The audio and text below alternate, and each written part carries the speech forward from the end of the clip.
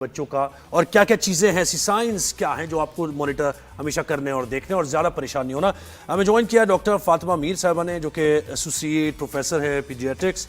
बहुत शुक्रिया डॉक्टर फातिमा, आपने हमें वक्त दिया। गुड मॉर्निंग, कैसी हैं आप? थैंक यू ज़ुहैब और नादिया मुझे इनवाइट करने के लिए।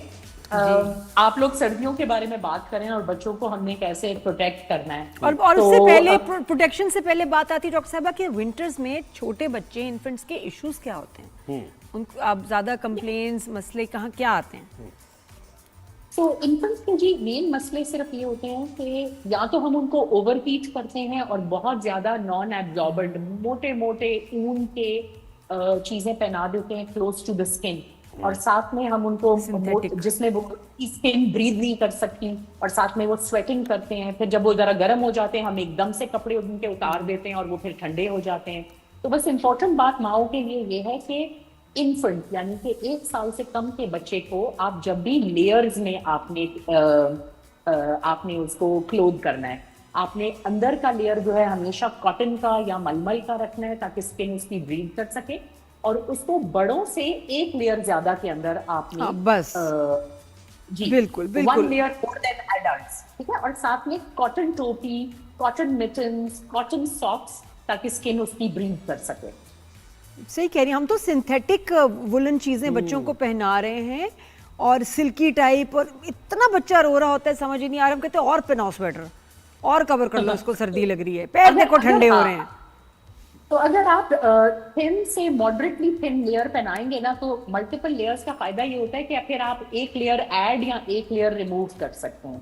तो एक इनर वेस्ट, एक थोड़ी सी आउटर वेस्ट, और एक उसके कपड़े, और फिर एक कपड़ा लपेट। अच्छा, एक डॉक्टर साहब और मिथ है कि जी पैर ठंडे हो रहे हैं तो बच्चा पूरा लग रही है, हालांकि मैं भी बैठी हूँ मेरे पैर फ्रीज हो रहे हैं, मैं खुद ठीक हूँ। तो बच्चे के अगर पैर ठंडे हैं तो इसका मतलब कि पैरों पे जुराबे पहना दो, ये नहीं कि पूरा उसको हम कवर करें ज्यादा। आपको क्या लगता है? जी बिल्कुल है ना। तो मुझे जो बच्चों के जो एंड्स होते हैं ना, हाथ और पैर और सर, यहाँ से बहुत ज्यादा हीट लूज होती है। तो बिल्कुल छोटे बच्चे को जब आपने रैप किया होता है ना, रैपिंग को खोल के कभी कभार आपको हाथों और पैरों को टच करके देखना होता है कि अंदर से ठंडे तो नहीं हुए हुए। और बिल्कुल आपकी बात सही है कि मिटन्स और सॉक्स बिल्कुल होनी चाहिए। डज नॉट मीन कि एक और स्वेटर बेचारे बच्चे लेकिन को एक और चीज है, अगर हेडगियर पहना है तो कहते हैं कि आप फिर सॉक्स ना पहनाएं, ऐसा ही है ना? नहीं देखिए, सर का जरा सरफेस एरिया ज्यादा होता है ना, तो छोटा बच्चा सर से बहुत जल्दी हीट लूज करता है, तो सर कवर होना चाहिए। दोनों पॉइंट, दोनों पॉइंट, सर दोनों कवर्ड, और हाथ और पैर भी बहुत जल्दी ठंडे होते हैं। जी, तो आपके एक्सट्रेमिटीज यानी कि हाथ और पैर और आपका sir, they all should be warm, not hot, warm.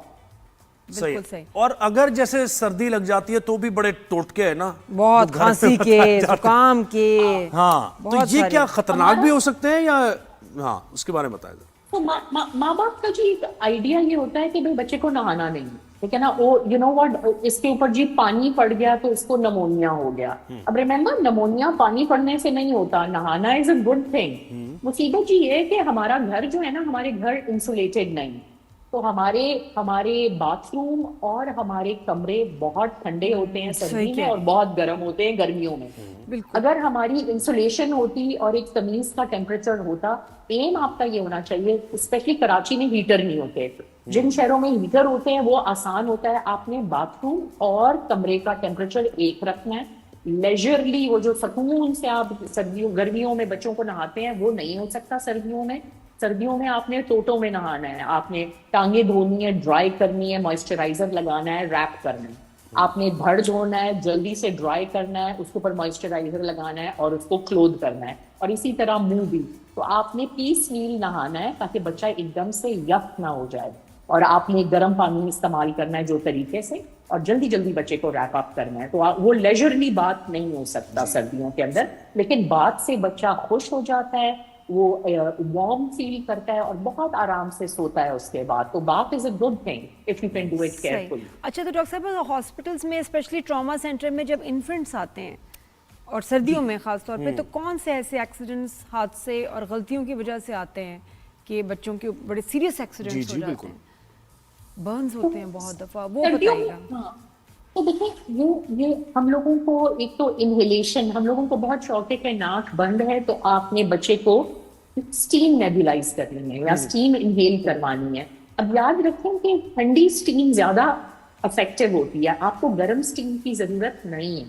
गर्म स्टीम की मुसीबत ये होती है कि माँ बेचारी 10 काम कर रही होती है, डिस्ट्रैक्टेड होती है, या तो माँ अपने ऊपर गर्म पानी गिरा लेती है या बच्चे को हीट इंजरी हो सकती है। दूसरा, जो बच्चे क्रॉल करते हैं जिन घरों में और जहां पर हीटर घरों में लगे हुए होते हैं और हीटर के आगे कोई गार्ड नहीं होता, तो बच्चा जाके हीटर के अंदर उंगली भी डाल लेता है, बच्चा अपने ऊपर हीटर गिरा सकता है जो इलेक्ट्रिक हल्के हीटर होते हैं, और साथ में गैस की इंजरीज हो सकती है गैस लीकेज की वजह से। तो जो लोग घरों में हीटर रखते हैं, रात को गैस बंद होनी चाहिए, या अगर गैस ऑन है तो एटलीस्ट एक वेंटिलेशन की चीज, चाहे खिड़की खुली है, चाहे आपने कोई एक गैस को कमरे से निकालने के लिए कोई तरीका होना चाहिए, या हल्का एग्जॉस्ट फैन। तो ये वाली चीजें जरा आपने केयरफुल होनी है। इन्फेंट तो चलें हिलता जुलता नहीं है, गोद में होता है, लेकिन जो क्रॉलिंग वाला बच्चा होता है वो एक्सीडेंट अच्छा, चाय से बड़े बर्न्स होते हैं जो घर में तो मशरूबात गर्म और इस्तेमाल होता है। मैंने सुना है कि इतना ज्यादा, और देखा भी है कि चाय से, गर्म खाने से बच्चों को बहुत बर्न्स आते हैं। और वो जो नहीं हमारे यहाँ रिवाज है कि ऐसे लेके ट्रे में जा रहे हैं या ऐसे चाय, और टेबल के कोने पे चाय रख दी, बच्चा आया हाथ लगा कुछ, और बच्चे इतना जलते हैं हमारी चाय के कपों से। मुसीबत ये है कि टॉडलर जो है ना, जो आपका 1 ईयर से लेकर 5 इयर्स तक का बच्चा है, वो लाउबाली होता है ना, वो ना सुनने में होता है ना कहने में होता है, और वो हर चीज एक्सप्लोर करता है और हर चीज को टच करता है। अच्छा डॉक्टर साहब, मुझे एक चीज बताएं आप, एक चीज मुझे बताएं, अभी अक्सर वाकयात ऐसे रिपोर्ट होते हैं, अभी रिसेंटली भी एक हुआ, मुझे याद नहीं आ रहा कहाँ का है वो, तो उसमें होता है कि बच्चे ने वॉमिट की और पता नहीं क्या हुआ, दूध पिया था उसने और उसके बाद सही तरीके से उसको उठाया नहीं गया, या हाँ ये क्या बात है, ये बड़े हादसा रिपोर्ट होते हैं। जी, अलामिया का जी निजाम ये है कि वॉमिट जब बच्चा करता है तो एक फोर्स के साथ खाना निकालता है क्योंकि हजम नहीं कर पाया होता, या जो भी रीजन है। ऑफ कोर्स सिकनेस वाले भी रीजन हैं, लेकिन वेल बच्चा भी उल्टी कर सकता है अगर वो ओवर फीडिंग करे। अगर वो उल्टी करता है तो वो उल्टी निकल जाती है खाने की नाली से और बाहर की तरफ निकल आती है, ठीक है। अच्छा, वैसे आइडियली बच्चे को सांस की नाली में उल्टी नहीं लेकर जानी चाहिए, ठीक है। लेकिन क्योंकि हम लोग जनरली जो बहुत छोटे बच्चे होते हैं, जो प्री मेच्योर बच्चे होते हैं, जिनको हमने बिल्कुल सीधा लिटाया होता है और उनका सर और उनकी कंधों को थोड़ा सा अपसाइड नहीं, अपर एलिवेट नहीं किया होता, कभी कभार वो सांस की नाली में ले जा सकते हैं। अच्छा, अगर वो सांस की नाली में ले जाएं तो आपको या तो बच्चा चोकिंग की, आपको एकदम से खांसी या उठू लगने की आपको आवाज आएगी, बच्चा थोड़ा सा मुंह के गिर्द पेरी ओरल साइनोसिस थोड़ा सा ब्लू हो सकता है, और उसमें आपने उसकी बैक को थाप के जल्द अज जल्द करीबी डॉक्टर के पास ले जाना है ताकि फिर वो साइंस ऑफ निमोनिया के लिए चेक करे, ठीक है। लेकिन किसको अवॉइड कैसे कर सकते हैं? अवॉइड इस तरह कर सकते हैं कि जब भी आप छोटे बच्चे को फीड करते हैं, उसको आपने 15 to 20 मिनट्स के लिए थोड़ा सा हेड एंड को आपने थोड़ा सा रेज रखना है, चाहे अपनी गोदी में चाहे आपने बिस्तर के अंदर, ताकि वो बच्चा खाना नीचे ले जाए अपनी पेट के अंदर, ठीक है। सही है। और लोग आउटडोर्स नहीं जाते छोटे इन्फेंट्स को लेके, लोग अपनी ज़ाहिर सोशलाइजिंग छोड़ देते हैं कि नहीं अब कहाँ किसी पार्क में क्यों जाएंगे, हवा लग जाएगी, सी व्यू पे क्यों जाएं, बच्चा बीमार हो जाएगा, हवा न लग जाए। आप अपनी आउटिंग कर सकते हैं अगर आपकी क्लोथिंग अप्रोप्रिएट है। तो अगर आपको लेयर्स में बच्चे को लेयर करके गर्म करना आता है तो फिर आप बाहर भी जा सकते हैं, हर जगह जा सकते हैं। अब ये गाइस शादी सीजन आ रहा है, ठीक है, एंड रिमेंबर कि क्राउडिंग, जहां पर भी क्राउडिंग होती है और क्राउड्स होते हैं, देखो ओपन एयर में क्राउड का पता नहीं चलता, लेकिन आप एक शॉपिंग मॉल में जा रहे हैं, आप एक बाजार में जा रहे हैं, आप किसी के घर में जा रहे हैं जहां दावत है, 10,000 लोग हैं, हर एक को शौक है कि वो आके छोटे बच्चे को अपने गंदे हाथ लगाते हैं और किस और हग करते हैं, और नज़ले जुकाम खांसने वाले बड़े बच्चे आके छोटे बेबी को हाथ लगाते हैं। तो कोशिश ये किया करें कि एटलीस्ट इन्फेंट्स को एक्स्ट्रा हाथ नहीं लगने चाहिए। ये मैं तो वैसे कहना था मैंने, कुछ लोग इतने खुश होते हैं कि देखो मैं इसके कैसे गाल काटूंगा तो ये क्या रोता है। अरे आपके कोई गाल काटे आपको कैसा लगेगा? कितनी अजीब बात है अभी। How silly is that? बिल्कुल, Don't touch young children without washing your hands। और दूसरा ये है कि आपके अगर बड़े बहन भाई हैं जो स्कूलों में जा रहे हैं, स्कूलों से वायरस लेकर आते हैं और अपने बेबी ब्रदर या बेबी सिस्टर को टच करके उनको भी नजले जुकाम खांसियां लगाते हैं, so encourage hand washing in older brothers and sisters, और विजिटर्स को आप कम से कम बेबी को हाथ लगाने दें तो बेहतर है। नहीं, और हमारे बड़ा रिवाज है, मुंह पे चूम रहे हैं, बच्चों के दाने निकल आते हैं इतने ज्यादा, और एहसास नहीं होता कि नहीं भाई मैं तो, और आप मना नहीं कर सकते, क्योंकि आप मना नहीं कर सकते ना, उनको खुद चाहिए कि एहसास हो। नानी नाना कैसे मना करें? सैनिटाइजर रख के बहुत तरीके से आप उनको कहें कि जी सैनिटाइजर, और माइंड करते हैं, अगर आप मना करेंगे ना तो कहते हैं, माइंड करते हैं कि देखो जी।